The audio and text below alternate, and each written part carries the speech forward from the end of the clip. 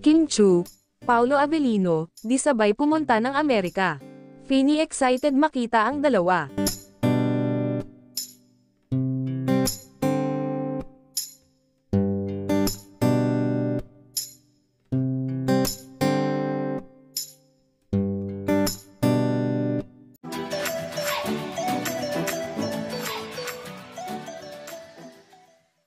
Pagkatapos ng ilang linggong paghahanda, lumipad na si Kim Chu patungong Amerika para sa paparating na event ng Asap Natin To sa California. Malinaw na makikita ang kasab-ikan ni Kim bago siya umalis, lalo na't matagal na niyang inaasahan ang pagkakataon na muling makapag-perform sa harap ng kanilang mga tagahanga sa Amerika.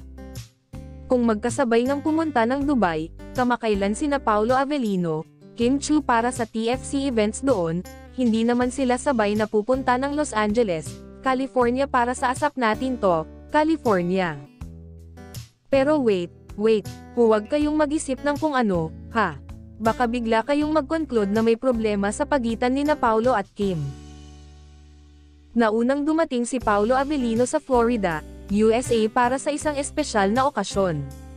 Bagaman magkaibang estado ang kanilang destinasyon, inaasahan na magkakasalubong din ang kanilang landas sa Amerika sa kabila ng distansya. Kaya hindi sabay aalis pa LA ang rumored couple ay dahil may show pa sa Kissimmee, Florida ang aktor. Labis ang pananabik ni Kim na muling makita si Paolo.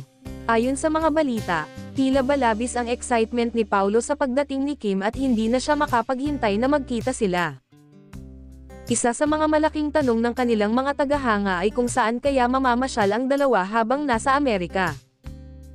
Nako, ang dami nating mga kababayan sa California kaya tiyak na masasight kaagad nila kung magkakasama ba sina Paolo at Kim sa mga lockeran sa lugar na iyon. Habang patuloy na inaabangan ang mga susunod na hakbang ni Kim at Paolo sa Amerika, ang bawat detalye ng kanilang paglalakbay ay umaasa ang kanilang mga tagahanga. Ang mga upcoming events, performances, at kahit ang mga simpleng pagkakataon ng kanilang pagsasama ay tinututukan ng marami.